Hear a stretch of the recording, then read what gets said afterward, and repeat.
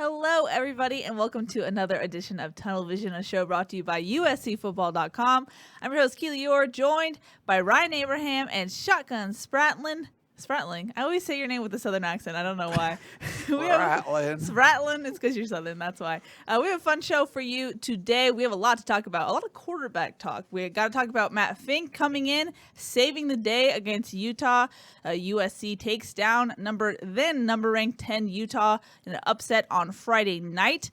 And then we have an update on Kedon Slovis, kind of an injury update. We'll know more on Tuesday. And then we got to talk about Bryce Young, the standout 2020 commit in USC's class. He flipped over to Alabama, so no longer a steal there for USC. We'll talk about that. And of course, you can, wherever you're watching this, Periscope, Facebook, or YouTube, put your comments, questions, concerns. We'll answer them, put them on the screen, as well as if you tweet at us, hashtag TunnelVision, get your tweet up on the screen. I know we already have a tweet waiting for us, which is exciting. Thank you for that. And you can also call us live, 512-4TUNNEL. You can rant, you can praise the team, whatever you want. We're your free therapy for the night. So call us there. But guys, like I said, we have a lot to talk about. First off, maybe just your first takeaways, your key takeaways, now that we've had a couple hours, days to break down what we saw from USC's performance against Utah. Yeah, Matt Fink mania, craziness. We talked about, through spring ball and fall camp that all the quarterbacks looked like they were pretty good, that they were all running the system well. You've got to put that, into theory. We've tested that out because JT Daniels looked good for a while before he got hurt. Kedon Slovis looked good. He got hurt. And now we see Matt Fink, and he's looking pretty good, too. I'm sure if Jack Sears was out there, he'd have looked good also. So the system's very friendly to quarterbacks. This game was a little bit more 2018 than air raidy because they weren't moving the ball the same way, picking up first downs. It was more hero ball. But that's what you take what the defense gives you. Utah was playing a lot of man coverage. They don't really have tall corners, and USC's taller receivers took advantage of that. Michael Pittman, the most yards in college football. I don't know if someone beat him yesterday, but 232 yards. It was the most by any receiver in college football to date. There it was on Friday. Like I said, I don't know if someone beat it yesterday. So that's a big deal for him. I mean, some of the plays he made, and they would be third and longs too, where it's just like nothing was working. The run game wasn't working. 3rd and 10, I think, was the 77-yard touchdown. There was a 3rd and 8, and he caught like a 40-yard pass or something, just like over the shoulder. And crazy to see what they were able to do. This doesn't matter. Like, this is our stat sheet. We got all the stats and stuff here. All these things in here. None of it means anything because on paper, USC should have lost this game. It doesn't make any sense. They lost the turnover battle. I mean, you're talking about, first downs. Utah had 27 first downs. USC had 16. Time of possession, over 38 minutes for Utah and just under 22 for USC. Crazy stuff all over the place. USC had 13 rushing yards and was negative rushing yards up until the fourth quarter. So, no 3 and outs for Utah. Like 10 Utah had 11 drives. 10 of them went into USC territory, which is crazy. I think 8 of them went inside the 30, very similar to what happened a few years ago when Stanford was moving the ball well but not scoring. Same sort of thing with Utah. So the only drive that didn't cross midfield is the one that involved this. Yeah, they got safety where Huntley was trying to throw it out of the end zone, and what they call intentional grounding, right? Is that the intentional grounding? So he gets a sack and a safety. I think that's the same thing. Is like it was a weird game. The way that Utah moved the ball in between the 30s, you'd say, they're definitely going to win this game. USC didn't have an answer for some things, but then Utah wouldn't call it again, or USC would make an adjustment. I thought they did a good job adjusting in this game, correcting some things. That first drive, Utah just moseys down the field pretty much with ease. But I thought, the secondary, I thought they did an amazing job. The fact that you lose your top 2 cornerbacks, Isaac Taylor-Stewart obviously was out before the game. Elijah Griffin goes out, I believe, on the first drive of the second half, in the middle of the first drive. So you just bump Greg Johnson over, and Chase Williams comes in, and I thought Talanoa Hufanga had an amazing game. Clay Helton called it the best game he's seen of a safety since he's been at USC. I thought Isaiah Polamau, came up with a huge play, obviously, actually being able to pull Tyler Huntley down, which was something that USC struggled with all night. Yeah. But he had to do it with his legs. Yeah. He leg locked him, he told me. He's like, yeah, I did whatever it took to get him down. That was weird looking, yeah. And that, that was 3rd and goal from the 1. They basically just, being able to push the ball all the way down the field in that drive, and then they can't get on that. They have to kick a field goal. USC really, bucked up when they had to. They bowed their neck, if you want a Southern saying, when it got down inside the 20, inside of 30, and forced some field goals, blocked a field goal. I thought that the special team stepped up and did some things there for them. The punting was a little bit better. Actually made us not look terrible because everyone keeps saying, "Oh, I can't believe what you guys have been saying before." But he had a boomer, and then also he had a boomer that was caught, I believe, and then he had the one that went out inside the 6-yard line or at the 6-yard line, which eventually set up that safety. It did set up. Yeah, that's a big play. Those are things that you were expecting to see more of, and that helps your overall team. But you didn't get to see that. But it did that.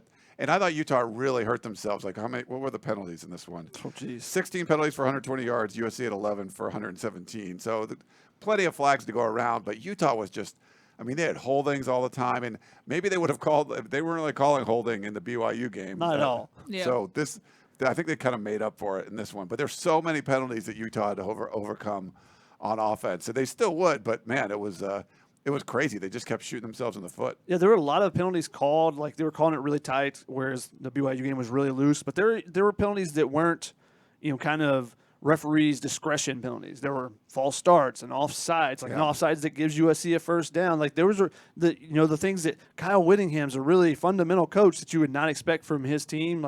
Those are the type plays that that Utah was making in this game, which maybe it's because it was a Friday night. Who knows? It was kind of it felt like this game should have been a week before. It should have been the Friday the 13th full moon game. That would have been good. But it seemed like Utah was a little arrogant too with their play calling, both offensively and defensively. It took them a little bit to get out of man coverage against USC, even though USC was dominating the one-on-one coverages. And I was talking with the offensive player after the game. And he told me that that they eventually shifted and went with more like cover 2, more cover 3, and then that was the little lull you saw from the USC offense, how he phrased it, and then USC started making more plays. And obviously the big play from Michael Pittman, that 77-yarder, that's just a throw it up, and my guy's better than your 2 guys, really. It was a bad play by both DBs too. There was plenty of space there for Pittman to make the play. I wasn't as high on their secondary as most people, and I feel like I'm validated by it because they did not look good. Julian Blackman didn't look great as a safety versus as a corner. Jalen Johnson is a pretty young guy still. I think he's only a sophomore, but I didn't think he was great last year. There was some next level stats that said he wasn't as good as maybe his numbers looked like. Okay. So there were some question marks there for me, and I think USC really took advantage of it. And there were even some throws that Fink missed. There were a couple times with Tyler Vaughn's where he was by a guy and Fink wasn't able to hit. Where if you hit those, maybe he has 450 yards. So yeah, I think the 2 concerns going in, if you're Utah, would definitely looking at the secondary, and they were pretty much exposed. They just had a hard time covering any of the USC receivers, but also that offensive line that was they had to rebuild the left side of it. People felt that they were but they were running the ball really well up until this game. Not that they didn't, but just they were having a really hard time protecting Tyler Huntley, man. If you looked at his jersey, how dirty it was, how crazy. Yeah. He was all, diving. He did so much on his own. He had a great game, but it wasn't enough. But that Utah offensive line really had a hard time with USC's defensive line. And this is kind of what we said before the season is hey, maybe that defensive line can help out a young secondary. That's what you saw in this game. Tyler Huntley didn't have time to sit back there and just wait because he's been, like you said, before the game, he's only had 12 incompletions.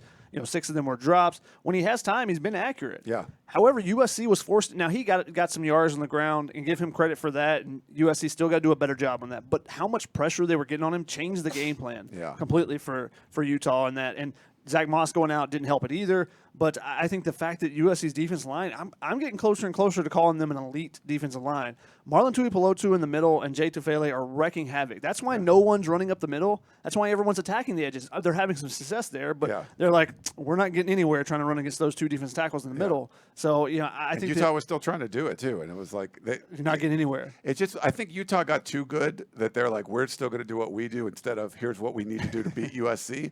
And it wasn't the right thing. They needed USC's still a more talented team.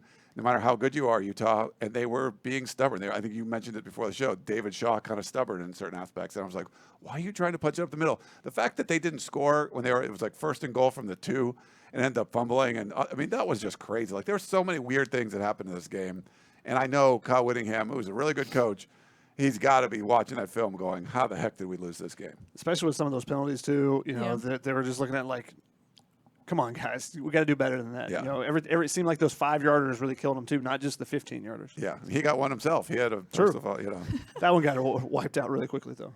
Yeah. So Clay Helton in his Sunday night conference call essentially said that Keaton Slovis is going through concussion protocol. He'll have a better idea on Tuesday about that. But the way he talked about it kind of gave me a sense that, Greg Johnson went through concussion protocol after the BYU game, but Greg's seemed a little bit faster. It seems like Keaton's kind of they're waiting and seeing on that. He said it's a day-to-day basis. What are you expecting as far as the quarterback situation going forward in this week and then leading up to the game against UW? Yeah, so we'll know more on Tuesday. Like Clayton said that about him, and also Elijah Griffin, who has some back spasms. Yeah. So we'll know more about that on Tuesday. My guess right now is, Keely, I think you're right. It's probably going to take a little bit longer. Even if he was healthy, how much can he practice this week to get ready for Washington? I think you probably have to go with Matt Fink, and you got a bunch of walk-ons as his backup going into this game. Maybe Slovis could be available for emergency, but go into the bye week, then you can kind of figure things out after that. So my guess is it's going to be Matt Fink on the road in Seattle, but we don't know yet. I think that's really hard to say, just because concussions are not a high ankle sprain. He's out 4 to 6 weeks, or lower back, different things where you kind of know the timetable, give or take a week or two. You don't know what concussions. Like Greg Johnson was able to come back. Isaac Taylor Stewart actually suffered a hit in the game. Finished the game, practice on Monday, but then I guess he started having symptoms after that, because that's where his concussion came from, was actually from the game. Okay. So you don't know how each person's brain is going to react. It's such a unique element of the world, I guess you would say, that the world.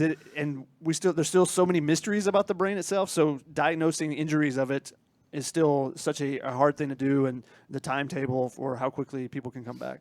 Something that Clay Helton mentioned, I don't want to preempt our preview show on Thursday, but something he mentioned was that UW secondary is pretty good at changing their coverage and showing you one thing pre-snap and then changing it after the snap. Given what we saw from Slovis making his reads against BYU, is it maybe a good thing that you're having a more experienced quarterback, experience in quotes, like Matt Fink against this UW secondary, or would you want your starter Slovis to be in there? I mean, if you think Slovis is better, I think you kind of want him in there. But, it's Matt Fink is going to try to prove that they made the wrong decision, and I think he was going to go out there and just let it all hang out, and I think he'll, probably do the same thing if he ends up getting the start in Seattle. He trusts those wide receivers, and you should. And I think we talked about, like, hey, if USC is going to win this game, it's going to be based on how the wide receivers play. Like, they got to come out and make a bunch of plays. I think if you're going to go on the road and beat Washington, it's going to be, Tyler Vaughns might have to have a 180-yard game, and Amon-Ra St. Brown might need to get 120. I think those guys are going to be having to make big plays. I'm curious to see if they'll be more like chunks trying to, like, pick up first downs instead of being like just, huge plays. I mean, the drive chart for USC is crazy. Like, they had nothing, like the longer drives were like 2.5 minutes long. It's very 2018 of them. It was very 2018. And then the longest drive they had was the last one where they ran out the 4 minutes of clock at the end of the game. I think you might want to try to control the game a little bit more on the road and, pick up more first downs and move chains and things like that. We'll see.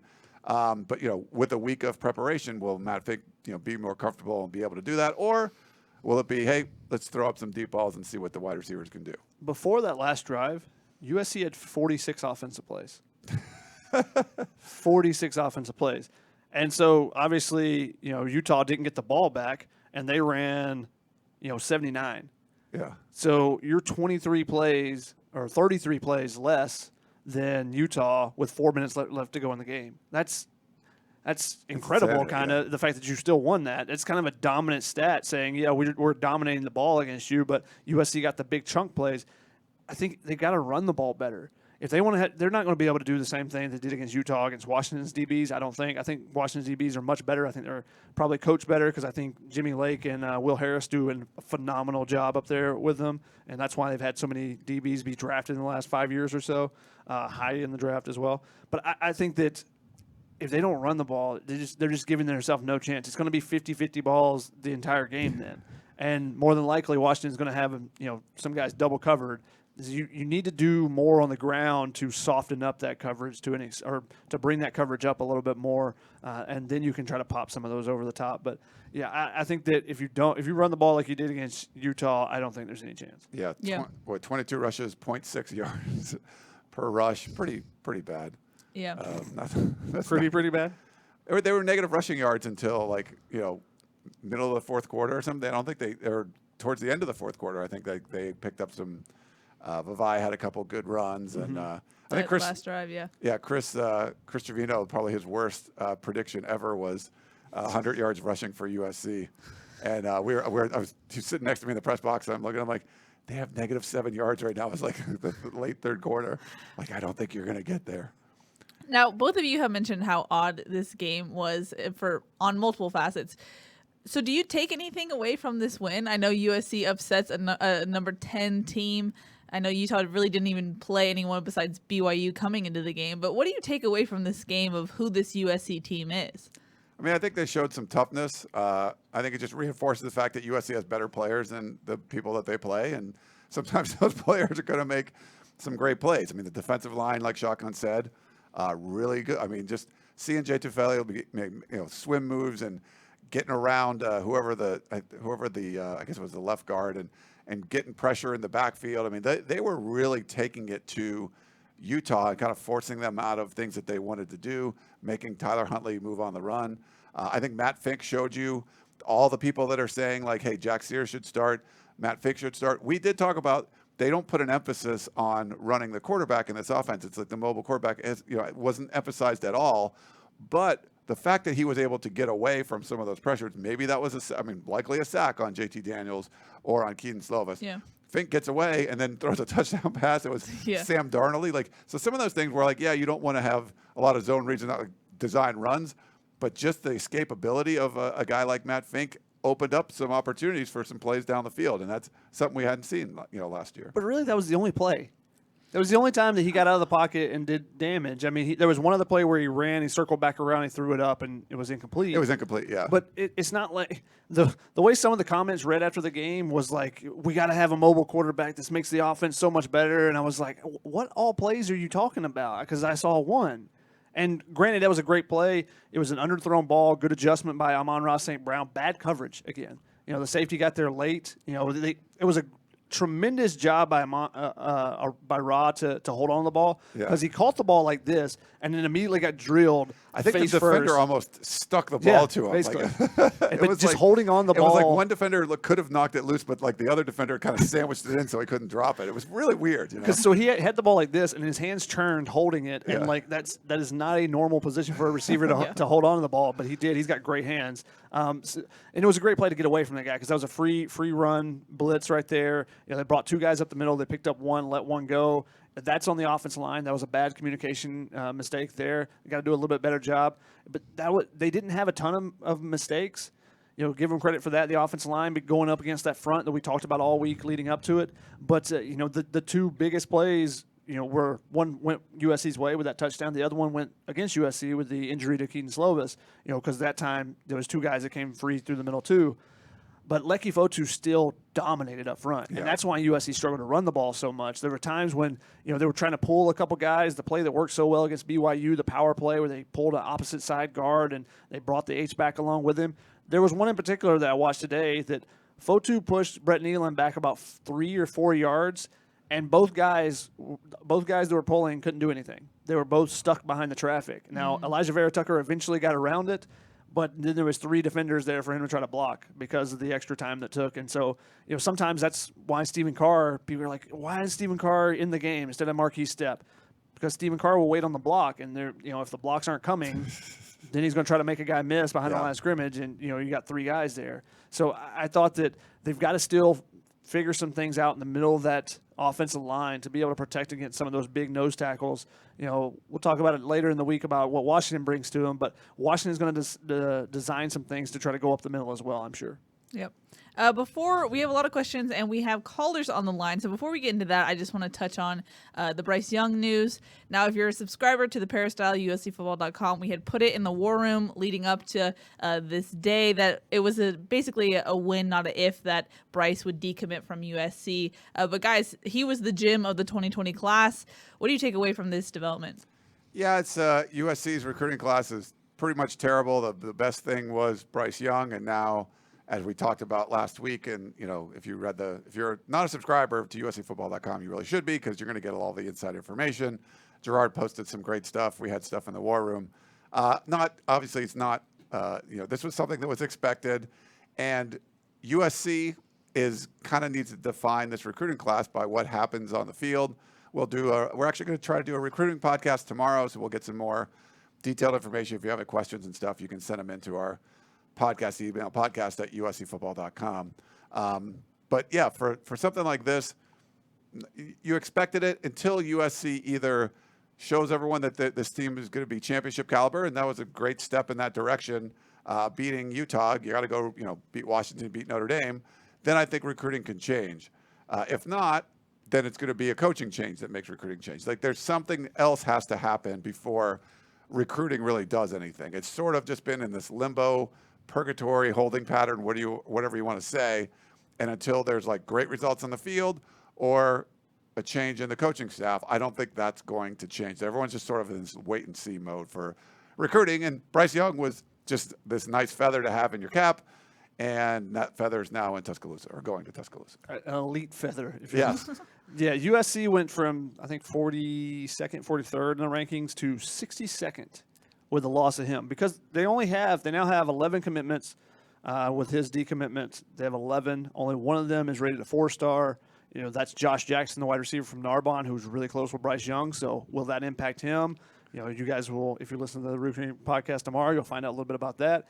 But he's ranked number 261 in the country in the composite ranking. So, USC is now behind. I was looking at this earlier today. When they dropped to 62nd, the 5 teams that are immediately ahead of them in the rankings are from 61 up is USF, South Florida, Washington State, Louisiana Tech, Vanderbilt, and North Texas, former Graham Harrell stopping ground. North Texas. Those are the teams that are ahead of you right now in recruiting. Now, obviously, USC knows they're going to have a little bit smaller class, but that's growing a little bit as you see people going in the transfer portal and stuff like that. So I think that they've got to do more. If you only have 11 commits right now, when Alabama has 23. Yeah. Clemson has 20. Almost every school that's in the top 50 has at least 15, somewhere between 15 and 22 commits, and USC is way back at 11. And I think part of it is, like we've talked about, a lot of people are going, I'm just going to step back. Yeah. I like USC.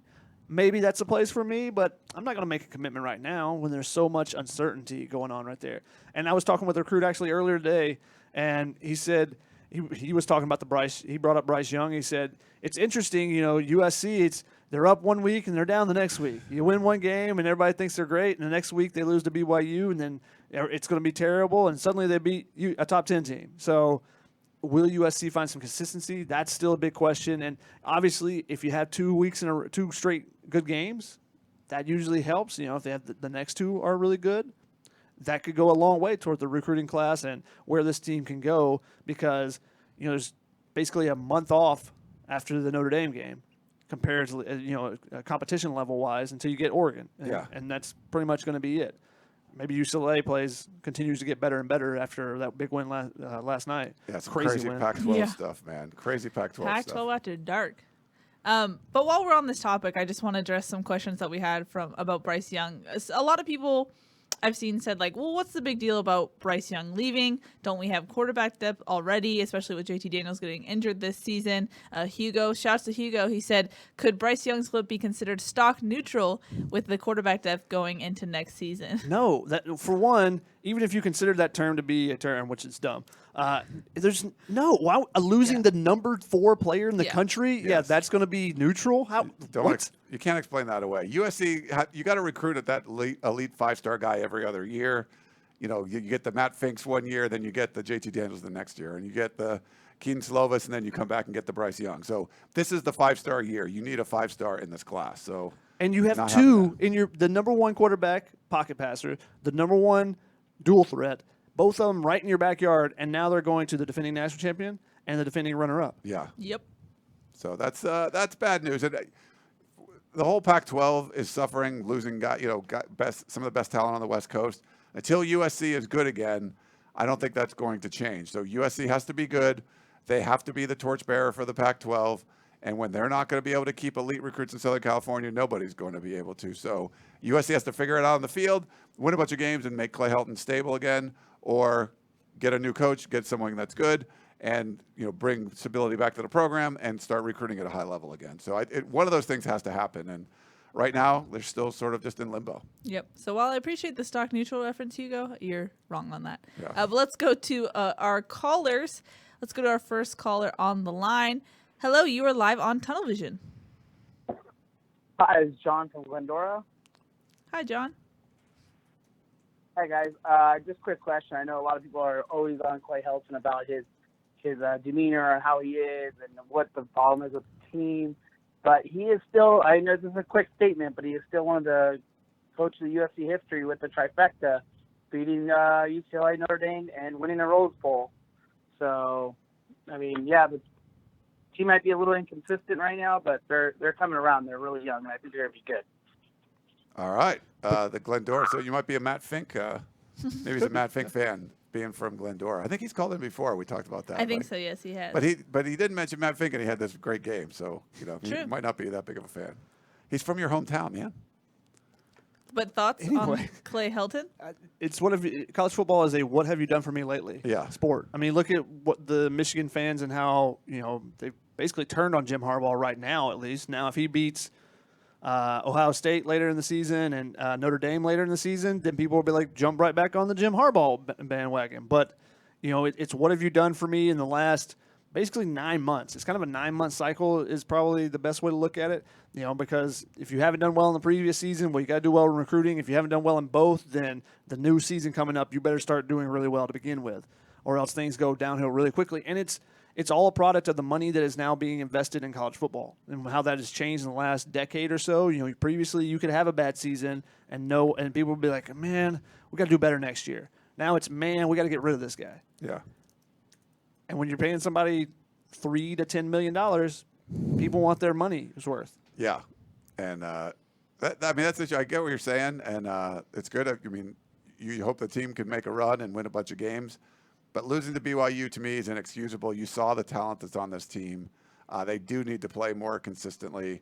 And we'll know a lot more in the next 3 weeks when they play Washington on the road and then come back for the bye, and then Notre Dame on the road. So if they can win both those games, they'll be ranked in the top 10, which would be it'd be a big jump. And that loss to BYU will still be more of a head scratcher. But this is something that's really important for Clay Helton going forward.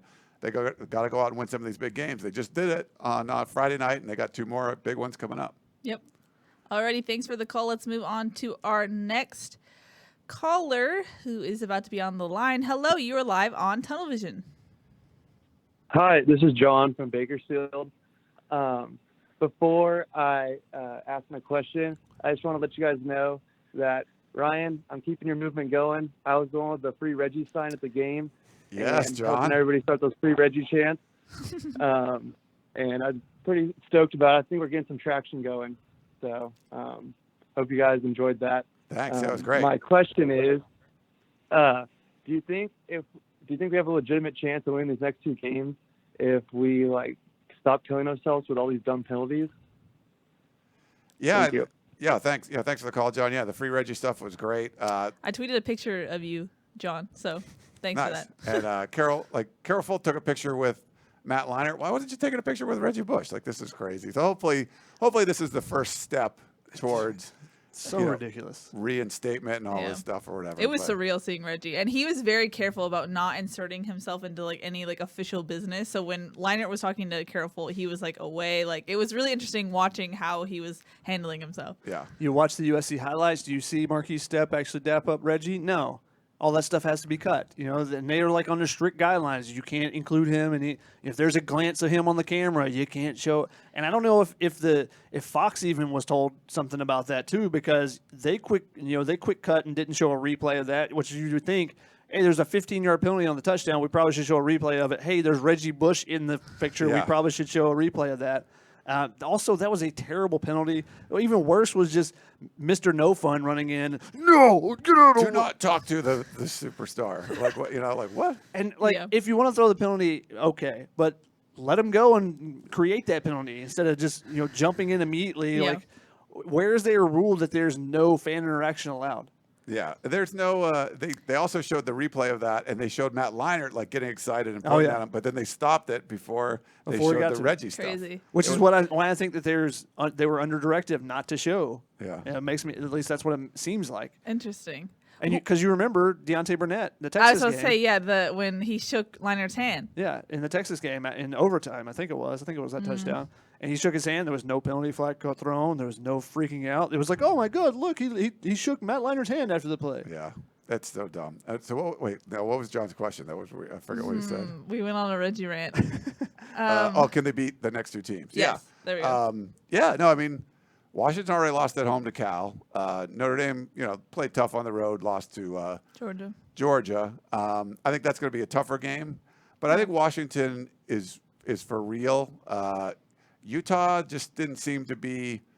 I think Alicia from our friends at Rain Troy said that they weren't ready for prime time, and I think that's true. It just seemed to be like they were top 10 team. They were the favorite coming into this one, and they just didn't play that way. They didn't play at that kind of level. I don't think Washington will. I think Washington's going to play a lot better than Utah played. It's going to be at home.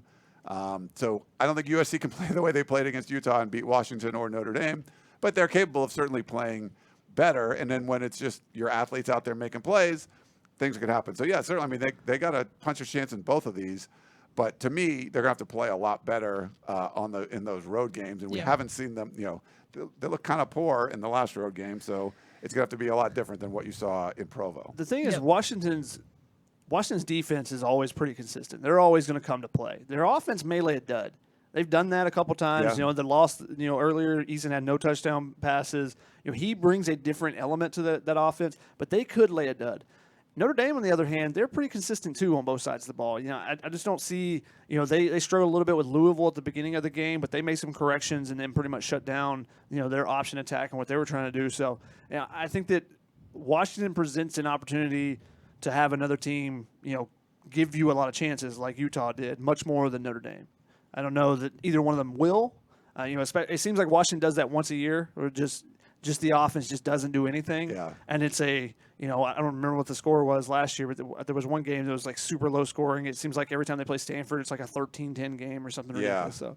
Well, they beat Utah in the championship game like 10-3 or something. I think it was they lost to Cal like 12-10. That's the one I'm something. thinking of last year. Yeah. Cal's defense. Cal's secondary is elite. They have a really good defense.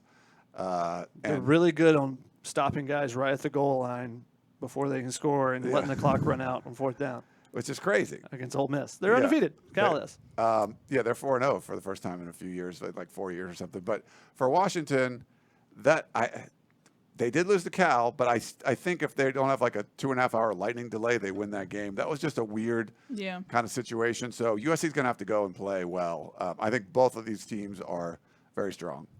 All right, let's go to our next caller. Thanks for the call, John. As we put the next one on the line. Hello, you're live on Tunnel Vision. Hey, guys. Love the show. I call every week. You probably recognize my voice, but if you don't, that's okay. These next two games, Washington and Notre Dame, I'm really, really worried about the secondary. Right? I was watching Wisconsin versus Michigan, and I was watching the safeties and the cornerbacks come up and swap balls and jam receivers and actually have some type of predictive aspect of their play. And then USC's defense, the secondary seems to be on some kind of delay. Like the ball gets thrown, it's caught, and then the corner's like, oh, okay, I'm going to tackle now. What do you think is going to happen with the secondary? And is Clancy going to make changes, or is he too stubborn? They play better than the Utah secondary. The Utah secondary had a lot of trouble. I think you're going to be I think Ian Book likes to throw a lot of shorter intermediate passes. They'll try to move the ball methodically down the field. I don't think they've been more of a big play kind of thing. I think there's, the Jacob Eason has a lot of that potential in him. So I think there'll be some different tests for this USC secondary. And like Shotgun said earlier, I mean, the biggest help for the secondary might be how much pressure that the defensive line is getting. If they can do that, then, those guys don't have to hold the coverages for a long time. But, it's holding up. There's been injuries. I mean, you're down a couple starters. They're young, don't have a lot of experience. They're getting experience every week. We've seen some different, some big games. Isaiah Polamalu had some problems, had that big sack that, probably saved a touchdown, might have saved the game. Elijah Griffin almost had an interception. There's been some good plays, but there's been some mistakes too. I mean, Elijah Griffin's already got 6 pass breakups on the season. I mean, that's probably closing in on the most anybody on USC's secondary has had in the last few years. Because remember, Uchenna Nwosu was leading the country at one point, and he was at 11. So, which tells you that he's up there with 6. He's been really good. It depends on the coverage. If you're playing man coverage, then your head's going to be turned. And it's going to be hard to turn your head around at the last second. Isaac Taylor-Stewart did a great job of that on that overtime throw against BYU. They tried to throw for the end zone, batted that one away. But a lot of times, it's more reading the receiver's eyes and knowing when to do it. And those are things you would learn as young DBs. Learn exactly when to turn your head. Learn the way to where you're not turning too soon and the ball goes over you and the guy is able to run or something like that. When you're in zone coverage, it makes it a lot easier to stand back. And I'm guessing, I didn't see the Wisconsin-Michigan game, but I'm guessing the Wisconsin ran a lot of zone coverage and try to force Michigan to Shea Patterson to beat them some. But, with that, you're looking at the quarterback more. So that gives you those opportunities to do that a little bit easier. So I think it depends on the coverage a little bit. And I think USC's been playing a lot of man coverage and, trying to get more and more pressure on the quarterback and trying to spy and do different things. And hasn't always worked, but, they are forcing quarterbacks to move from the pocket and at least change their platform initially. Thank you for the call. We already have a full queue again, but I'm going to jump into some questions because I know our other platforms have been asking questions for a while. So let's go to a question from Jasper Smith, who says, what's the status on Andrew Voorhees? I hate to say it, but we need him back. Jalen McKenzie missed 4 blocks against Utah, all the untouched variety. It actually looks like Andrew Voorhees is not going to be back for a little while. He has a foot or an ankle. It's like a ligament or a tissue issue. Talking with someone that told me before the BYU game that, he's not going to be available for sure. Like, that was the first time we'd heard, and then it's sounding like what we're hearing more and more is that it's going to be a longer recovery. So it doesn't look like he's going to be back anytime soon. USC has practiced Justin Dedich as a backup guard, so he's had some practice time there. So he's the next guy in line, basically. You're missing some bodies, the guys that after spring that I thought would be guys that maybe they get in the tackle rotation, especially before Drew Richmond with Bernard Shermer and Clayton Bradley. Neither one of those guys is dressing at all right now, so can't say that they're anywhere close to being part of that. You did get Liam Jimmons back last week. Liam Jimmons maybe could get in there. So, I mean, you're pretty thin there. Your Georgia quarterback thin right now because Georgia's quarterback situation, they have a walk-on as their backup, which is crazy to me. But that's what happens when you have Justin Fields and Jacob Eason leave. Yeah, like you have 2 5-stars go, then. Yeah. So that's the game of recruiting right now is you got to be able to fill in your spots where there's some holes in USC's offensive line right now. They've got some bodies behind that group, but they really only trust probably 7, 8 guys, and Voorhees is one of those guys. So if they have some injuries, they might be in trouble. Yeah. We got a question on Facebook from Sirius who says, do you think the running playbook is too simple? No misdirection, no jet sweeps, QBs never keep the ball. Opposing defenses know what's coming. Matt Fink did keep one read option this game, and the coaches probably went on the sideline. Yeah. They did do a toss pitch this game, which was something different, which, their 2 main running plays, like, you kind of know, like, okay, this one's going outside or this one's going inside, is what it seems like. Now they're starting to show some different elements on it, and that's what I was clamoring for a lot last year is, are they going to build on something they've shown, or are they just, you show it one time and that's it? They would use formations and be like, okay, that's done. Yeah. Wipe that one off the board. Don't use that. But no, they're building on some things. So I think, I don't know how much their quote unquote saving as the season progresses. I don't know if they have a time, if you set up a timeline. These are things I've never talked about with coaches, but now that I've thought about it, I'm going to maybe bring it up. Bring it up. Is like, do you time out when you're going to bring up plays? Is it based just solely on the defense that you're facing? You know, a lot of those things are based on the defense. So, you know, they had a toss pitch to against Utah out of a bunch formation. It didn't get many yards, but it was something because of how aggressive Utah was with their defensive line and coming up to attack the run that I think they were trying to get outside with that. Didn't work because they missed a block, but there are some different things they're trying to do.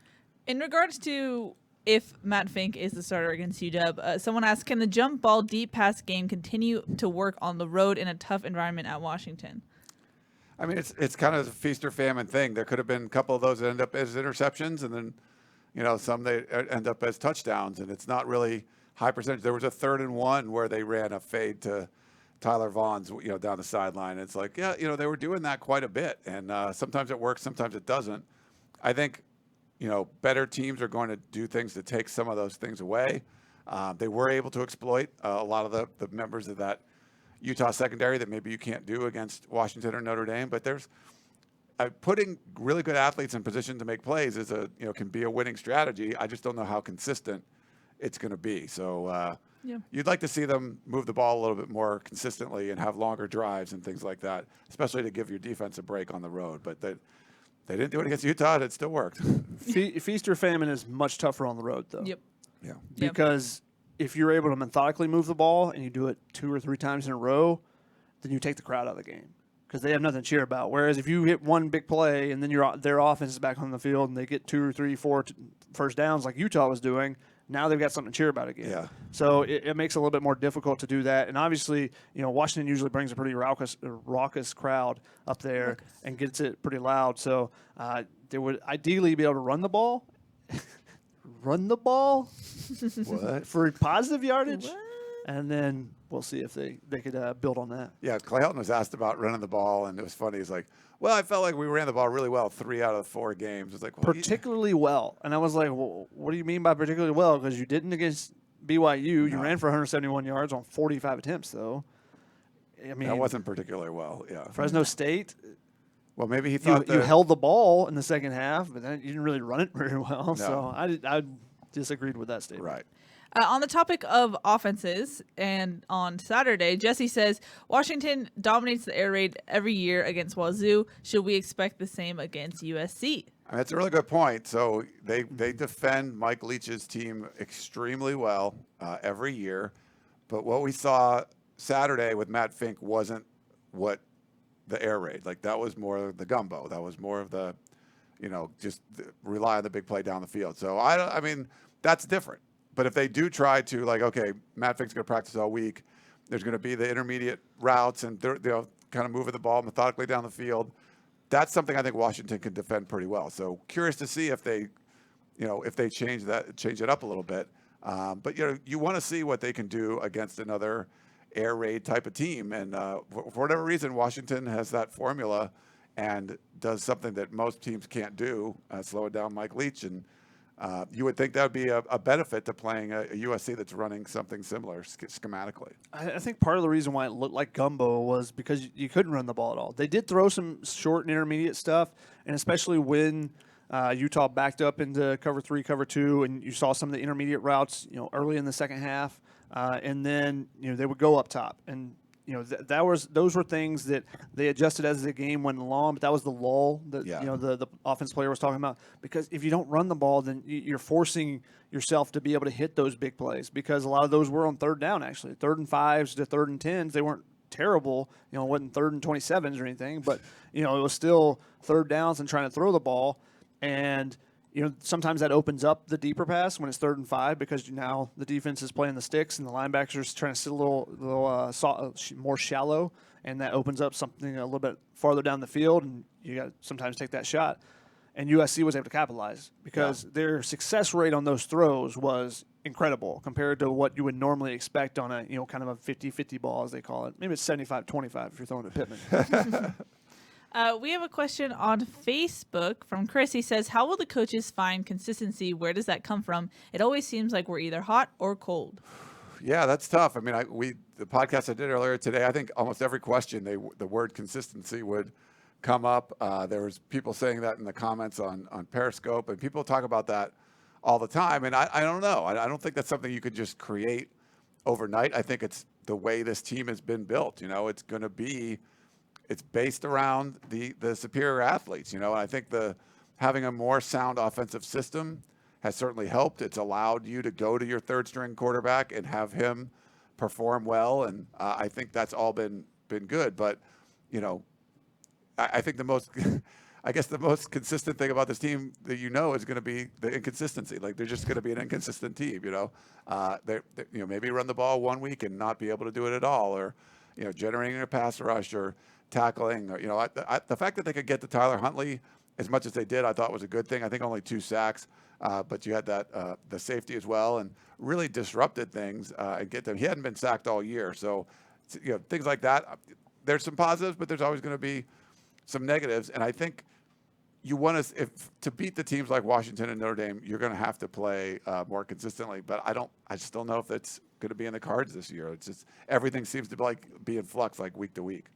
And they are providing some big sticks too. I mean, Huntley, not only was he dirty after the game, he was exhausted and he was beat up. Yeah. Zach Moss obviously was beat up because he got the AC sprain. Now he had some shoulder issues previously. It sounded like, but there was a hit by both Christian Rector and John Houston that forced him out of the game. So they're laying some licks. Britton Covey got helicoptered a couple times. It felt like didn't quite go Texas A&M with it, but he hit some, or Mississippi State with it. But he hit some guys pretty hard, or he got hit by some guys pretty hard. So they were laying some licks out there, and I think that started having a toll later in the game. USC's defense was really tired by the end. Chris Steele was huffing and puffing on the sideline, but they didn't have anybody to go to. So it's like you got to stay out there. But luckily, the rotation they've had on the defensive line kept those guys pretty fresh, as fresh as it can be when you're going 80 plays. But, I think that it starts up front with those defense. And it seems like the defense is getting a little more consistent. Okay. If they tackle, that's a big question mark. It's been a big question mark this season, but it seems like that's progressing. And maybe that's the whole not tackling at all in the spring or fall, and you got to tackle in the first game and start getting better and better as the season goes on. But I think that they're getting a little bit better there. The offense it starts with the offensive line. If you don't run the ball, you can't be consistent offensively. Right. It's going to be feast or famine. Yeah, and probably more famine. True. We have a tweet from Luke who says, "What would you say is Clay Helton's best attribute as head coach and his biggest deficiency? Have you seen growth throughout the years?" He also has some shout outs, #happy birthday, Chrissy, and hi, Samson. Samson Nakua? Sure. Wide receiver or tight end from Utah? Yeah, because is he the brother of Puka Nakua? Yeah. So Clay Helton, I think, as far as his best attribute as a coach, I think you've seen it with Chris Steele coming back into the program. With he was really important in that game. If he doesn't transfer back from Florida, where's USC secondary right now? And Brew McCoy. The fact that his ability to relate to the players and really be close with them, I think has been really important for him. Where some coaches might have burned those bridges, he did not, and he kept the communication open. So like a guy like Bryce Young, he's going to keep that communication open and try to, do it. So I think having that kind of relationship with the players, he seems to get along with it. They always want to defend him. So I think that's probably what he's been doing, doing the best so far. And, deficiencies, I think it's just, I think he's really needed to surround himself with better people. And he's been very loyal to people that probably shouldn't have been, and just try to build a great staff. I think that's probably where, he's probably could have used the most work, I would say. I think identifying deficiencies and correcting them has been a big issue. Now, they've done it slowly, though. Sometimes you just got to change things up. We talked about that a bunch in the past, and, they're slow to change things, whether it be their practice routine or whether it be a coaching change or something like that. So that's been one of the biggest issues. I think he's been stable, though, and that kind of lends itself to the same thing, unfortunately, that it's a positive and negative, but it's been a stability for USC when obviously they needed that at the time, when he was hired. So it kind of goes both ways to an extent. But you talked about, Chris Steele and Brew McCoy coming back. Look at Alabama and the way, the way Nick Saban talked about a player that left last week, a 5-star player. He hasn't been around. He hasn't gone to class. I don't know. I ain't heard from him at all. Or Clay Helton would just he's not with us right now. Yeah. We haven't, he's not with us right now. We wish him the best. Yeah. So obviously there's different ways to go about different things, and Nick Saban's never going to get that player back, but Nick Saban might get a different 5-star. Right. So. Yeah. Yeah.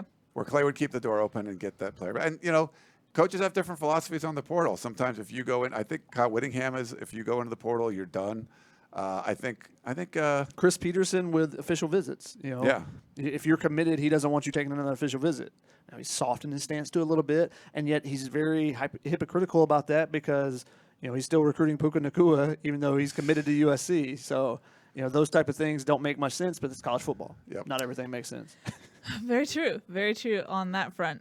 We have a question from Lex who says, is Jordan Iosefa out for the year? No. I actually noted in No. I didn't mean it like that. I noted on Friday he actually was coming up the tunnel. He was walking pretty well. So I'm curious if he maybe gets back in pads this week. That was he had a 4 to 6 week diagnosis around the second week of fall camp. So it's kind of around that time. So I'm curious if he'll be back sooner rather than later. Yeah, he looked pretty good coming out of the tunnel for the captains for the pregame. So yeah, we shall see. Yeah.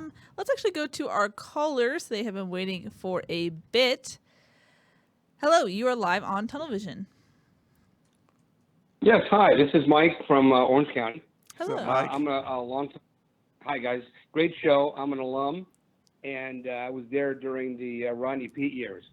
2 questions to you guys. When I watch like Alabama play and a player makes a mistake, especially a personal foul, I see Nick Saban get in that guy's face, and they don't tolerate that.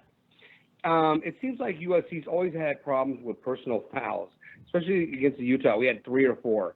When that player comes off the field, does any of our coaches grab that player and say, hey, son, that's not acceptable here. Don't do that anymore? And then the second question I have for you guys, because you're around more people, Trojans, than I am, is it seems like everybody's content just going to the Rose Bowl, winning. I want to win national titles. Do you feel that Trojans their standards are gone a little too low? Because people are like, oh, well, Clay won a Rose Bowl, and that's great. Well, down in Tuscaloosa and Clemson, Ohio State, they're talking about national titles.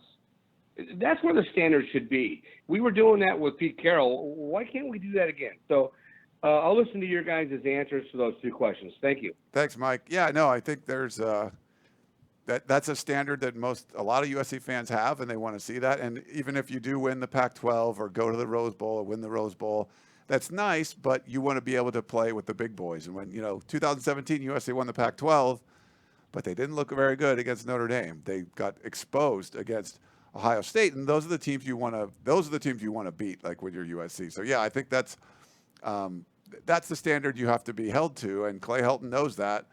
It's not just about, hey, win the Pac-12 South. Like that's not where USC should be. So if something happens and there is a change in coaching after this season, and USC might win the Pac-12, but do they, not look good against the best teams? Do they lose the Rose Bowl or whatever it is?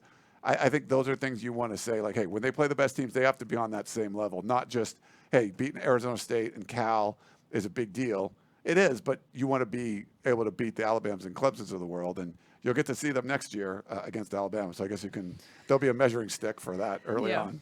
For sure. What was the first question? Oh. It was about whether or not coaches get mad if something happens. Yeah. And Shotgun, I think you're going to mention the anecdote that kind of. No, I wasn't going to go there. But, Kyle Whittingham gets on players, gets a 15-yard flag. Nick Saban gets a 15-yard flag. So sometimes is someone getting on those head coaches? If you're bringing up Nick Saban, he said his wife said he had to do an extra run or something. But nobody counts those guys. So I think part of it is also the Pac-12 officiating. If it's an egregious foul, yes, there are guys in people's face, going off on them. But like the Giuliano Falanico tackle or the slam by Drake Jackson when there was a similar slam later on a USC player on the kick return, and it's not called. The bump out of bounds with Elijah Griffin and Giuliano Falanico, like that one didn't seem like it was very much. So some of them, they're throwing their hands up at the referees more than they are going out after the players. When they're egregious one, yes, there are USC coaches in their faces. The coaches do go crazy on the sidelines, but usually it's more about the areas where they're deficient, and they're struggling to get Tyler Huntley down or different things like that. Yeah. But it's just kind of the demeanor of the head coach. I mean, Clay Helton is very emotional. He's a roller coaster over there. Yeah. Some people think he's the nicest guy ever, and they're like, I can't believe Nick Saban wouldn't do that. Well, Clay Helton's going crazy on the sideline all the time too. He just directs his ire at the officials more than a player necessarily. Mm-hmm. Thanks for the call. We appreciate it. Let's go to our next caller. Hello, you're live on television. Hey guys, how you doing? My name's James. I'm calling from Dunbar. Had a couple quick questions. I will be quick about it. First thing is, what do you guys have to say about just the arm tackling and just not really tackling with the shoulders, driving into the ball and stopping players? It seems like everyone's trying to script the ball or something, maybe trying to pick up turnovers, and just seems to be giving just really mediocre running backs and people, or just not really heavy hitters. They're able to get some easy yardage.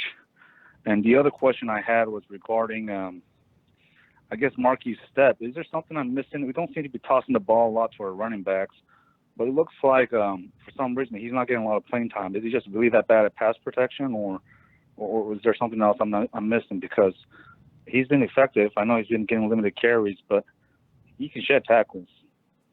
He can. Yeah. Thanks for the question. Thanks for the call. As far as the tackling stuff goes, they should probably just put a lot of tape of Talanoa Hufanga up there and say, hey, do what he's doing. I don't think they're just not practicing it much, and it seems like it shows, that there's just guys that aren't that good at it. Watch Hufanga whenever he's making plays. Like, the guy's going down when he comes up there. There was I think right before, maybe a play or two before that sack that Polamalu got in, Huntley dumped it off to his tight end who was running in the flat, and you watch Hufanga, who went with the motion guy, was like way on the left side of the screen and comes all the way back to the right and makes that tackle and just dove, like basically, shoulder into his thigh and just took the dude out. And that probably saves a touchdown and sets up the sack later on. And, plays like that where it wasn't even his side of the field and he's the one that comes over and makes that play, saving a touchdown. They need more guys that can do that. You could use 5 or 6 more Hufangas out there. But I don't think they work on it much in practice, and that's probably, it's probably, why you're seeing this from a lot of the players. It's something I think you have to, if you're not doing it every day, I just don't know how you're going to get better at it. Yeah, I agree. Yeah, I agree. I mean, I think that what they have done well is they're gang tackling. They're getting to the ball. That's the reason why you see the strips, because the idea is the first guy tackles, the second guy strips. They're trying to rip the ball out. Actually, the Greg Johnson play, he had it with a hit. It was more a hit than the strip, but he was the second guy there. There was somebody already there. They're trying to get that turnover. They're trying to force the turnovers. You saw it in the first game, especially with Fresno State, which is why I think you've seen a more of an emphasis on the ball carriers for the opponents the last 3 games of carrying, covering up the ball a little bit better. But they're trying to get turnovers. If someone's already stacking a guy up, then they're going to try to come in and get a rip out on it. So I think, like you said, Talanoa Hufanga is very proficient at tackling. Yes. It's stuff that other guys can learn from. They got to throw their bodies around a little bit more sometimes. And sometimes I think there's a little bit of fear, with some of the guys, because they've got a lot of guys that have had shoulder injuries from tackling. And maybe that is a direct result of the previous strength conditioning coaches. I don't know. But the guys now, you see guys like Elijah Griffin that are willing to throw their body around, even though he had double shoulder surgery last year. That's what you need probably more of. Yeah. It's a violent game. You got to throw your body around. And the Marquis Step, that's probably the most common question we get is why isn't he playing more? They used him when they were trying to milk the clock away. They did a little Vi. They did some Marquis Step. He obviously got that touchdown in there. When they couldn't run the ball, it just seemed like, when you're having trouble with the blocking and everything, it just seems like he's a better option in there. He's the one that's going to make, plow through dudes and make them pay. And I'm not sure why. But if you need to run the ball and you're struggling, he seems to be one you want to go to right now. I think part of it stems from what they want to do with their run game versus what they're able to do with their run game. Yeah. Because they want to run to the edges, spread the defense out further and further, and then you take the one cut back, and then you're up the field and gone. Vi does it really well. Stephen Carr obviously has breakaway speed if he can get in the opening like that as well. but they're not able to do that right now. And on the short yardage situations, you're powering straight ahead. You're doing more classical running, inside zones and inside stuff than you would in a typical air raid offense. So I think that's when step becomes more valuable. That's why 3rd and 1s and stuff, those are straight ahead runs. Those aren't runs where you're running to the edge and looking for a cutback. So I think the other guys are better at that, and that's what they want to do. But then when they can't do anything, maybe that is a better time. When you say, all right, it's 3rd quarter, we've had a 3 and out, the defense was on the field for 12 plays, we need to at least pick a first down up. Yeah. And maybe he can get you 4-4-3. And, you get a first down. Then you bring up the other guy back in, bring in Vi or Stephen Carr and try to go back to what you want to do rather than what you're having success doing. Yeah. It's interesting because I think like Stanford last year, they wanted to be a power running team, but they were really, an air raid with KJ Costello and all those receivers. It's like it's what they were good at, and it's like they were reluctant to do it. But I think for the run game right now, when you're struggling to block up front, you're good at the power stuff and marquee step. But like you said, I think you're right. Maybe that's not necessarily what they want to be doing, but that's what they can do best right now. And if you can't control the middle of the line, you're not going to be able to run much. Yeah. True. Whether you run inside or outside. The interesting thing is I asked Marquise Stepp after the game on Friday, has Jinx described to you what your role is as a runner on this team, as a running back? And he said, he kind of paused and he's like, that's a question for Mike Jinx. And then I was like, has Jinx told the whole running back room, like, do you all know your specific roles? And he kind of gave me a big answer again. So it's curious, something to ask Jinx for sure. But thanks for the call. Let's go to our last caller in the queue. Hello, you are live on Tunnel Vision. Hi, yeah, I got a question and a comment. The comment I'd pretty much like or an insight that I'd like you guys to maybe pick up on is I don't think that this defense is just not looking like they can play from ahead. And I don't know I don't know what it takes to get, especially the back half, the secondary, to really get these guys to just not give up the big play. But it just seems like I don't know if they were expecting to play these kind of games. I mean, I assume you have to be when you're playing this kind of air raid stuff that we're playing. And I guess the question would be regarding Clay Helton and what is it? Are we not being perceived as national champion powers, like picking up on what the caller said before, because of the fact that we're in such kind of turmoil with the AD, with the coach and whatnot. And if we get to this stretch that we got coming up with this murderer's row of a schedule that we got coming through here, if we get through that unscathed, that's a big if. What to say that we're not in that discussion? And do you see Clay Helton being something that is kind of disparaging on a national spotlight, as people don't want to give the acknowledgement because of the turmoil in the program?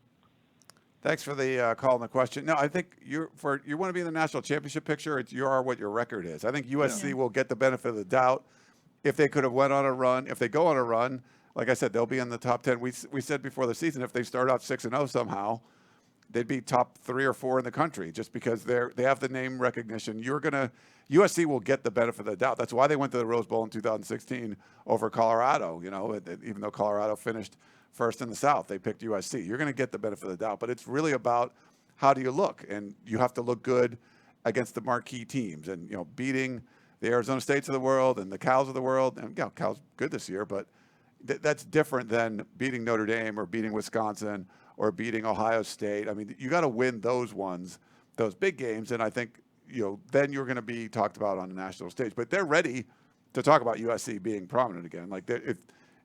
But you have to play consistently to do that. You have to go in and win those kind of big games, play consistently, and that just USC hasn't been doing that. There was a lot of chatter about USC after the Stanford game. There was a lot of chatter about USC on Saturday morning. There was even granted, it's the Friday night game and it's the national game kind of, but there was basically a full segment of game day committed to USC and what are they going to do and how they did it without Slovis and what do they do now. And, there's a lot of questions being asked, but, USC is always going to be a name. So if USC is winning, then people will talk about them. You'll be in the national talk and everything. On the first part of the question, the explosive plays that USC gave up, they gave up 3 plays greater than 20 yards in the game. So I don't think this was necessarily the game. It was more the consistent, 8 to 12-yard gains that kind of hurt them in this game. But, again, give them a lot of credit, give the defense credit for, kind of bowing their neck and making stops when they had to. It wasn't the prettiest defensive game, but they were able to find a way to get the win, I guess. A lot of bending, not as much breaking. Yeah, exactly. They bent but not break, and they were able to get 2 points. And that actually proved to be a crucial 2 points just because now you know that it's a it's a touchdown game rather than a field goal game at late in the game. So I think that changed things a little bit as far as the dynamic there. But it's a young secondary, so they're going to give up some big plays at times just because that happens with young players. Yeah. But I think like I said, I think the secondary will continue to get better and better as the season progresses because I think they're talented back there. Yeah. Yep. Hey, real quick before that final drive that Utah had where they kicked the field goal, looking at some of the stuff that they were doing there. Like they started off throwing sideline passes, and then it was like 2nd and long, and they ran one up the middle. And then they huddled up, and they were taking forever. And I was just wondering, like, are you trying to run out the clock? It was baffling to me that what they were doing on that drive. And they ran like the thing that USC does the best on defense is stuff things up the middle, like Shotgun was talking about with Marlon Tuipulotu and Jay Tufele. And to do that, like it was like a draw play right up the middle or something. It's crazy. I'm like, what are they doing? And then they took forever. They used like almost the whole play clock before they ran the next play, the third. And it wasn't anything, I forget it was a scramble or something, but it was really baffling to me what Utah was doing. Like they screwed that game up pretty poorly, I think. I mean, they got the ball with 6:52 left, and they went 9 plays, 51 yards, and 251. So yeah, longer than any USC drive at that point, and they knew they needed 2 scores. Right. So you spent almost half the time that you have left, and you need 2 scores. So it was weird, Yeah, weird for sure. Thanks for the call, by the way, whoever the last caller was. Let's go into rapid fire. It's 8:06 right now. Yeah. First up, and Ryan, let's get some Periscope too. We don't have. We have CTSUJ. Has everyone forgot that Reggie caused us to get the sanctions? He should have admitted wrongdoing. So we don't get many takes like that, but there's some in there. For the most part, I think people are on the Reggie side. The players are on Reggie's side. We're on Reggie's side too. So TB Mock says #free Reggie. So we appreciate that. Good stuff. I mean, Chris Webber got those sanctions for Michigan too, but they brought him back. Yeah. And Juwan Howard, who's now the coach there. So yeah. We also got one. Car looks slow. Is his knee okay? Dancing too much, looking for a non-existent hole. I think he did dance too much at times. I think that he is being very patient, and that's being to his detriment at times. He's making a lot of guys miss. They said on the broadcast that he and Zach Moss are 2 of the 3 most elusive guys, from the PFF as far as numbers. Tackle breaking, yeah. I don't know exactly if that was just on carries or if that's on all touches. I would like to have those numbers. Unfortunately, we don't have them this year. But he's been very elusive. Now, what USC needs to do is be able to get him out in some space and then make that first guy miss and then turn the Jets on rather than trying to make one guy miss and then the second guy. I mean, he made, 4 guys miss on that one play, but it went for 4 yards. Yeah. So I think that they got to give him a little bit more space, and it'll help him produce better like it did in the first couple games, whereas everything being stacked up hasn't really helped. We have one more, Ryan Fox now. Great game by Fink. Definitely need more first downs and, dare I say, rushing yards. Yeah, could you probably use a few more of those. Thanks, Ryan. True. Tony on YouTube says, you guys saw Didic and Nealon in spring and fall camp, and not taking anything away from Nealon, but would Didic do better versus the bigger defensive tackles? I don't think so. I mean, there's been times when he's been bull rushed over by guys like Marlon Tuipulotu and Brendan Keely. I don't think either one of those guys has quite the strength they need to go up against a guy like Fotu. I mean, that guy is a monster. He's 330 pounds, 6'5". But if you leave him unblocked like Jalen McKenzie did, that doesn't help at all. That's worse. True. Very true. Christian says on YouTube, for Shotgun, this is the true first pocket QB that this defense is facing. Do you think they'll do a better job of getting Easton to the ground? Yeah, I think it's a completely different challenge for them. It's similar to Keaton Slovis, Stanford versus BYU. I think it's a much different challenge. I think that because he's a true pocket passer, you'll see more max protections and stuff. You'll see more where they keep the running back in. So you might get chips and stuff, chip blocks and stuff that you didn't normally get. So how does the defensive line kind of counteract that? And how does the secondary hold up against the true pocket passer? Yeah. Our buddy Alan, a.k.a. Ellen, says, was this Utah game another false positive like Stanford? Seems like we made a lot of the same mistakes that were made versus BYU, but we just weren't punished for it.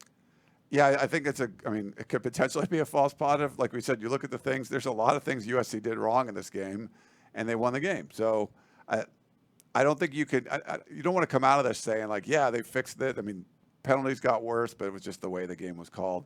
Losing the turnover battle. Like, there was, not being able to run the football. A lot of problems, but you did enough. You made enough big plays to win. And I think if that's going to be your strength, big explosive plays, you can use that against Washington and try to win the game. But yeah, I don't think you want to come away saying, "Oh yeah, they've all those things that were wrong before, they're fixed, and now they're rolling because they beat a top 10 team." I don't think you come out of this game thinking that. Yeah. We have a question from Sid on YouTube who says, do you think with a full week of first-team reps for Matt Fink, he will be better prepared, kind of like how Slovis was from the Fresno State game to Stanford?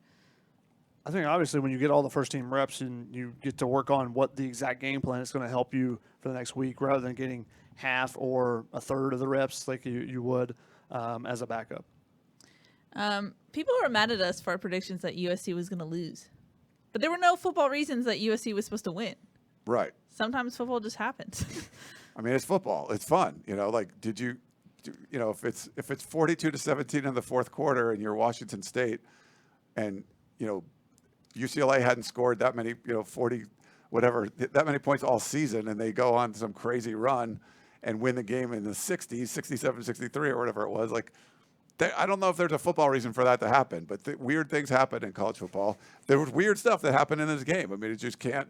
If they played it 10 more times, I don't think you'd get a result like this often, but it did this time. So, and it's crazy with a backup, your third-string quarterback, you're able to do it. So, I mean, we're just going to tell you what we think. So we're not going to predict USC to lose just because you want that to happen. You look at it, the tape and everything, it seemed like this was going to be a game that was tough for USC to win, but they came out and they did it.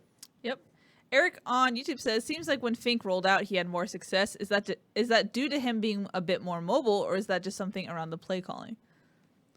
I think that when you roll out, it kind of narrows the field down. You can see specific things. I mean, he even threw the one I'm thinking of in particular was the Amon-Ra St. Brown, his third catch of the game. Fink rolls out in the second drive, I think. That was a little bit behind him, but it just gives you a little bit different window. You're not throwing over bodies as much. You're trying to throw through defenders instead of over. So it changes things a little bit. I don't know that it necessarily is him being more accurate. I just think he's a mobile guy, and you can do that with him. Not necessarily that he's better at that. Like Sam Darnold, when he was out on the run, I think a lot of times he was better than in the pocket. Yeah. Just he was special.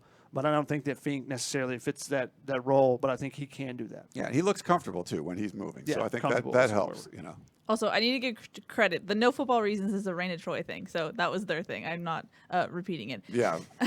Did repeat it. Well, I did, but I meant to give them credit. Louise, I believe is how you say it, on YouTube says, what do you think of the way the team was dressed or not dressed for warm-ups? A lot of people ask us this just because that's something that Reggie Bush harped on. Shotgun, you and I were there for warm-ups. What was your take? I was going to bring this up and ask you about it because you have an issue with their pregame attire. What? I mean, I noticed it from the press box. I'm like, you saw Utah. They had, I think it was white shorts and red T-shirts or reverse, but they were all the same. They looked like a team. And USC looked like it was, like they're at the beach or something. It was very strange. Like, Hold on. I think Reggie's point is that regardless of what you wear, is that you all should look the same. Yes. And that means not some guys are shirtless, not some guys have hoods on, not some guys have sweatshirts. Everyone should be uniform. Be a team. Right. Crazy thought. Utah looked like the team there. Yeah. I mean, Harvey Hyde was harping on this. I get it. I think they should probably do that. It's not a huge deal for me, but I make sense. The fact that Reggie was getting on it. Do you guys feel like they shouldn't be doing that? Or I don't really care. To me, I don't think. Does it really give your team extra superpowers if you are all wearing the same thing? To me, I just don't see. It's just more about being a unit than an individual. Yeah. But you can have unity in different ways, right? I'm okay with being an individual in pregame warm-ups. I don't care. Once you come in the locker room and put that jersey on, that's when I want you to look the same or all that type stuff. So I would personally, I give freedom to the guys before the game, after the game, during the game. You're going to try to be the same. But you have an issue with what they wear, right? Wow, putting me on blast. No, I can't remember what you called it, but I just remember it was hilarious. So if you see the gray warm-up things that they have, I don't know what it is. It's like a new Nike thing, but it looks like an arts and crafts smock, and so that's what I called it to Shotgun, and he thought it was funny. They got hoods, but they look like arts and crafts smocks. Yeah. Interesting. Yeah. We actually have a full queue of callers. Oh man, should we knock those out? Right. We should probably end this, I think. Callers, I ask of you, please keep your questions, comments, and concerns short, please. But let's go to our first caller. Hello, you are live on television. Well, thanks for letting me call in again. This is Hugh from CMU. I think I've become one of your bigger fans, and Sunday night you guys are now one of my highlights. So thanks for that. Hugh. Thanks, Hugh. Well, so here's, I guess, I'll try to be quick. Matt Fink and Keaton Slovis, and Keaton Slovis hopefully gets better soon, but the real question is, do you stay with Keaton Slovis after that performance with Matt Fink? Question number one, I guess. And number two, it sort of seemed like we won that game with what has commonly become known as hero ball, again, where Michael Pittman comes through huge, but it seems like a lot of other things were absent. So I'm just curious to know after the things that have happened with we've got Bryce Young, who's decommitted today. There's just an awful lot of stuff on this plate. I'm curious to know what you guys think about the future, our next couple of games, whether Matt Fink starts, et cetera.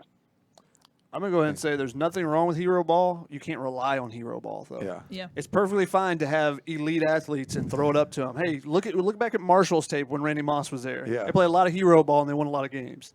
But you can't rely on that. Marshall didn't win a national championship, did they? No. I don't even know if they won conference championships. But, it's something that can get you a certain amount, and you have to, if you have stars, the Jimmies and Joes rather than X's and O's plays. But that can't be the thing all the time. Yeah. As far as Slovis goes, I think, the coaches really like him. I think when he's healthy, he'll be back. I think they'll, it wasn't like Matt Fink was, it was great what he did, but, it was a lot of hero ball, throwing balls up and guys making plays. I don't think anyone's coming away going, yeah, man, he's an elite quarterback. He performed well. Admiral gets the win, but I still think this would be Slovis's team when he comes back. I don't know if you guys.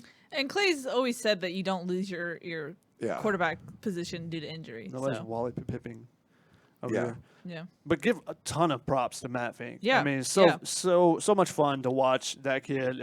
Having seen him since his Glendora High days, and what he's endured at USC of not, being the backup, getting in. It's going to be his opportunity at Utah last year. Breaks his ribs, so he doesn't get to start the Arizona State game. Goes in the portal, decides to come back, third string, and yet he ends up coming in the game, and that is the Matt Fink game now. Yeah, Yep. He goes into the portal.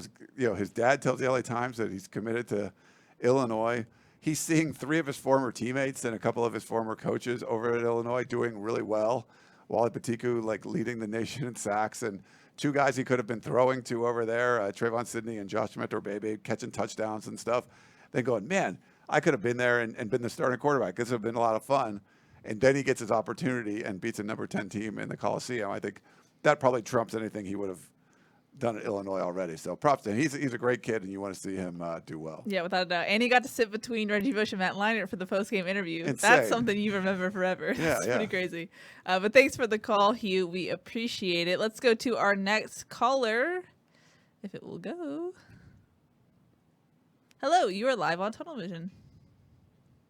How you guys doing? This is Desmond Cox. I'm actually from Arkansas. I'm originally from California, but I'm calling from here. I do have one question about the offense.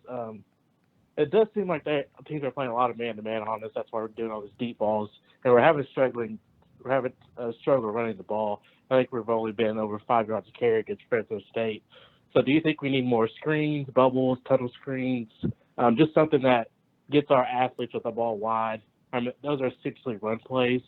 So, just to get our athletes the ball quick and let them do their thing, I think that's a good way to open up the run game as well. Listen to that. Yeah, so in this one, Stephen Carr had 2 catches for 7 yards, and Vi had 1 catch for no yards. I thought there were some other games where they used the running backs better. I'd like to see a little bit more of that too, and maybe it opens up the defense a little bit and backs them off. But yeah, they didn't do much of that in this game. Yeah, they haven't really done it the last couple of weeks as far as just screens, because those are mostly check downs. As far as screens or even wide receiver screens, we've seen those in the past. We've seen them in practice and stuff. And we saw a couple of them the first couple of weeks. Maybe it's just, I think that's probably a matchup thing, and that you would see more. You see at least a couple, and then if it's not working, you go away from it. But I think a matchup, they're just the way they matched up with Utah. I don't think they wanted that front 7 running side to side after them, just because they're really dangerous. Whereas I felt they could attack the DBs a little bit more, because there's 2 different ways to attack. You go this way, or you go that way. And so I think they felt a lot more confident against Utah going down the field rather than trying to have those guys run after them, Bradley and I, and those guys who can be dangerous. But I think it is something they should probably explore. Yeah, do a little bit more of that. Thank you for the call. Let's go to our last caller in the queue. Hello, you are live on Tunnel Vision. Hi, crew. This is Andrew again from Livermore. Ryan, I wanted to tell you that I've been a listener since 2011. I forgot to mention that last time. Thanks, Andrew. And I've really, really appreciated, your evolution of all the programs, going from recorded programs twice a week to all the content and the live calling and the additions of especially Keely and Shotgun. Major shout out to you. So thank you for that. It's been awesome. Thanks. My I'm glad you're to you enjoying three, it. Thank you. Oh man, it's absolutely amazing. I'm really privileged to have it. My question is, on TV, it appeared that there was a lot more defensive line stunts. And going back and thinking before, it didn't seem like we did much of that. And it seemed like it wreaked a lot of havoc. Coming up with our next opponent, especially Washington and Notre Dame, it's going to be very important to, if we can win up front, I think we have a chance. And then when we get on with Oregon, it's going to be huge. I wanted to see, when you were live at the Coliseum, did it seem like the defensive line stunts were having as a big of effect as it looked like on TV? And thank you very much. And P.S., I did a little research, and Joel Klatt lives in Orange County. But anyways, take care, fight on, and thank you for everything again. Really appreciate it. Oh, thanks for the call. Thank you. I thought they used it well. It seems like they're doing more of that, and they bring in the different packages with Caleb Tremblay coming in and Falanico. Like, they're having those guys come in and they'll mix things up and really get some pressure and like you said, wreak havoc on opposing offensive lines. I think the reason why you're seeing more stunts is because you're stopping the run up the middle.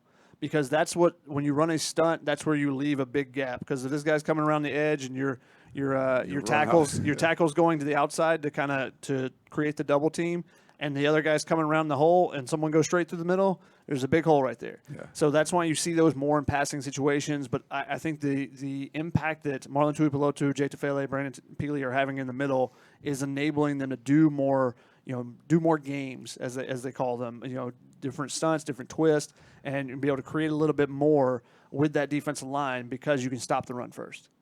Yeah, good points. Thanks for the call, Andrew, and thanks for all the kind words. We always appreciate it. Let's go to some more rapid-fire questions. Let's see.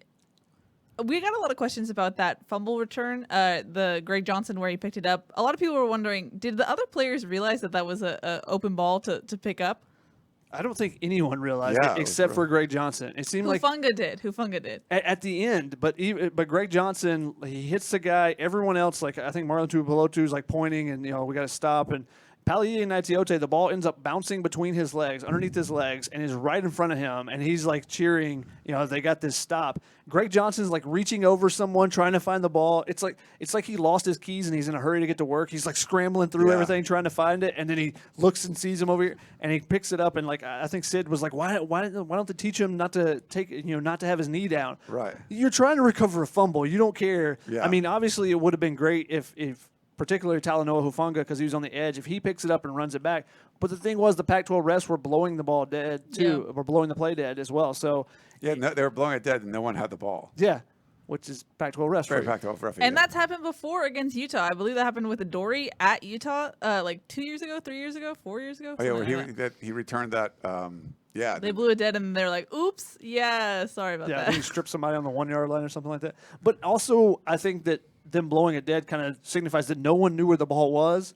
And they just assumed the ball carrier has it because the ball carrier has it 98% or 99% of the time in a game. They didn't on that one. And Greg Johnson knew because he hit the guy, and he was searching for it. I didn't even know that I had a photo of it, and because it was just kind of a mass of bodies. And then suddenly I was like, wait a second. I was going back through my photos, and there's the ball perfectly right in the middle, and no one is even looking at it anywhere close. And I go through the sequence, and no one that's near the ball was looking at it except for Greg Johnson scrambling to try to find it. That's funny.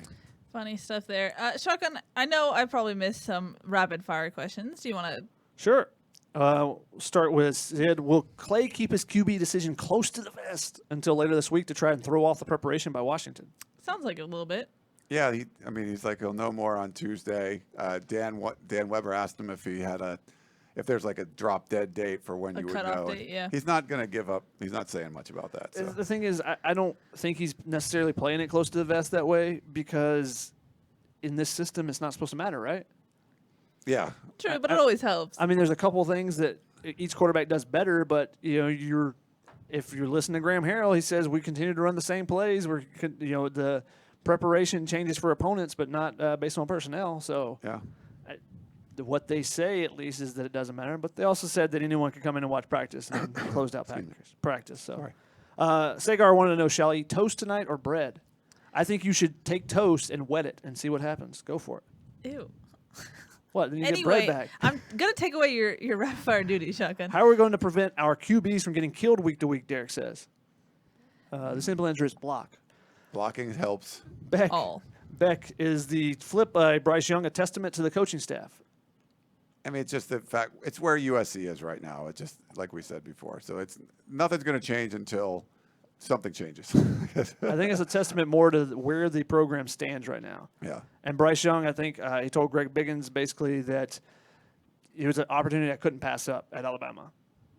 USC used to be that opportunity that the Taylor Mays of the world, the people from Seattle, or the people from the Leonard Williams from Florida, that they couldn't pass up going across the country to it. Now it's the guys that are nearby. I couldn't pass up going to Clemson or Alabama. Yeah. Yep. Jasper, despite his move to safety, has Raymond Scott got an opportunity to see some time yet at linebacker? No, because they've done no rotation at linebacker. There's really been none. Just John Houston and Palier and Naitiote. Tony, I know it's early on, but with this early signing period, is it time to start worrying about our recruiting? Is there enough time to turn it around and bring in a good class? There's enough time, but definitely should start worrying, though. Yeah, you can start worrying. With only 11 commits, I think so. But, again, it's a lot of guys waiting and seeing. Yep. And Jacqueline, what does the O-line need to do for a better rushing attack? Block. I think the answer is block. That's actually the answer.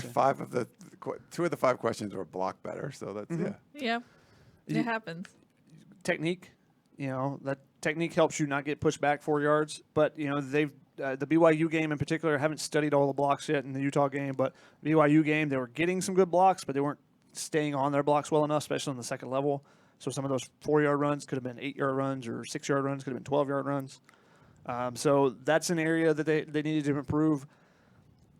Hopefully you don't have to face Lecky Fotu and Big Tonga anymore. Yeah. True. He made his first name Big, Shotgun. This is Big Tonga. I can't pronounce. I can spell it, but I can't pronounce it.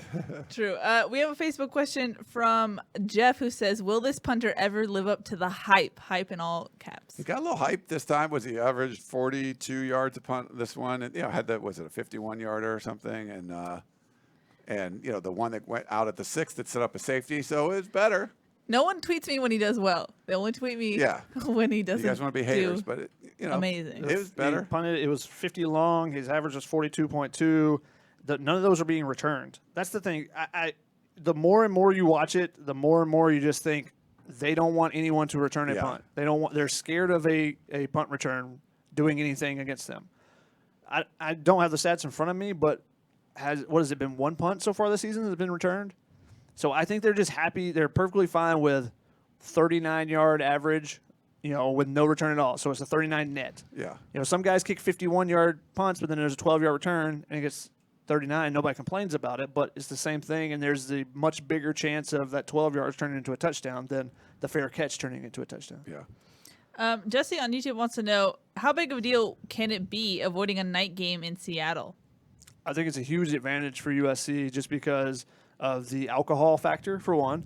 And, I think it gets more and more, loud and crazy at those night games, and especially if it's a 7:30 game and students and tailgaters have had all day to tailgate. Yeah, and that's unfortunate, though, because you don't get to do as much tailgating. You have to do really early morning tailgating. That's my point, but people don't get to do that. All the fans don't. Ryan doesn't get to do it either. I want to go out. I gotta get in touch with some of the people. We met some really cool Washington people in 2016 and did a sailgating video feature back then. It was a lot of fun. So we might, I don't know, Keely, should we do that again? Or I don't know if I can do some sailgating at 8 a.m. I like my sleep, Ryan. That's true. Will say, though, do you think this team, we've said the questions about playing on the road in the morning-ish, getting to the stadium in the morning, is that really their strength? I think night games are actually better for them.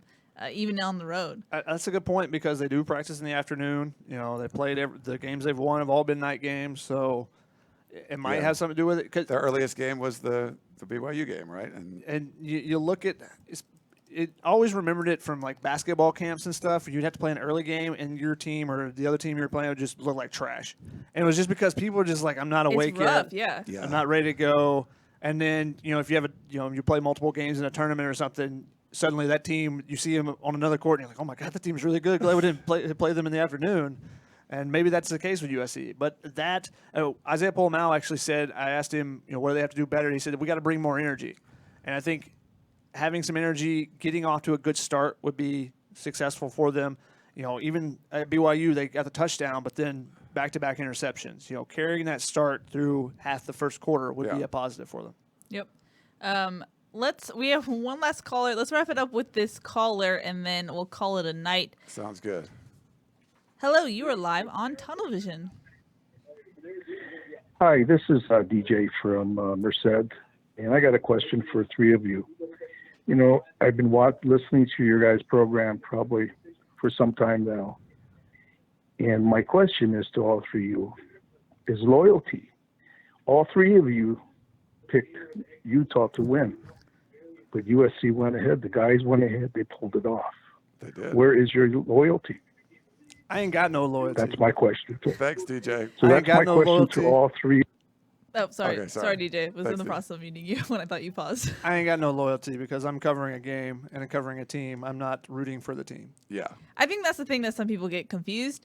As reporters, we have to be neutral. We can't be fans of any team that we cover just to make sure that we are objective and say what needs to be said. And so I think that's what I was mentioning earlier when people were mad at us for picking Utah to win. It was based on what Raina Troy says, football reasons. It looked like it was a bad matchup for USC coming in this game. So loyalty is not something that we necessarily have to have as reporters. It's more objectivity. I'm trying to be right, even though I suck at game predictions. And I hate game predictions, but I'm just trying to be right all the time. Keely knows. You don't want to say like USC is amazing and they're going to win every game, and like that'll get boring real quick when they go out. You don't want to say that the punter is going to be great and then they choose not to be great with him. So then you hear about it. I don't want to hear your guys' complaints about me being wrong because I want to be right. Yeah, we're trying to tell you what's right, what we think can happen. We'll talk to experts about the opponents and see what they have to say. That's just kind of the way things work. We told you some of the reasons why USC could have troubles against BYU because they would drop guys into coverage and maybe Slovis wouldn't see some of those defenders and throw some picks. Like stuff like that happened. We're going to try to give you the information that we have and what we see at practice, and that's all we're basing it on. Not because we cover USC, we should pick USC to win every time. I think that would be boring. And I would like to say that no one called me out for saying that USC was going to beat BYU 35-10. Everyone was mad when I said Utah was going to win. So I don't understand it. But yeah. Can't be loyal to the team. I'm loyal to the game. Loyal to the game. Alrighty. That is a great call to end it on. Interesting stuff, but thanks for the call nonetheless. I believe it was DJ from Merced. Yeah, DJ. We appreciate all the calls. Well, that's going to wrap it up. Guys, any final thoughts? We'll be back on Thursday to preview the game against UW at 7 p.m., so make sure you stay tuned for that. But guys, any final thoughts to wrap it up?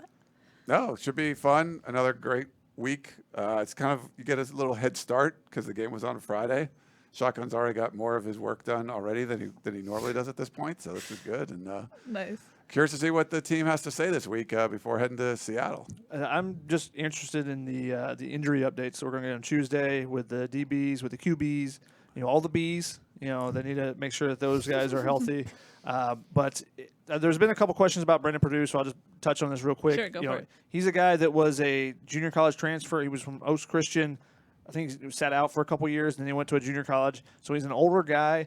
They had moved him to safety this year because they thought they had enough depth in the quarterback. They flipped him back, obviously, with Jack Sears leaving and with JT Daniels' injury. So we haven't really seen much from him. He's not a Pac-12 scholarship level guy. He didn't earn one of those scholarships, so I can say that. So if you have to go to him, anytime you go to a walk-on, it's probably not a great thing. No. He's probably next in line, though, right? He would be after Matt Fink, yeah. Because he's actually played in JC and stuff. Helton said that they have some packages for him if it comes down to that. Yeah, they said they would design a package or have a package for him just in case. Yep. So there you go. But like I said, we'll be back on Thursday to answer all your UW questions and preview that. But that's going to wrap it up for tonight's show. That's Ryan. That's Shotgun. I'm Keely. We'll see y'all on Thursday. See ya. Bye.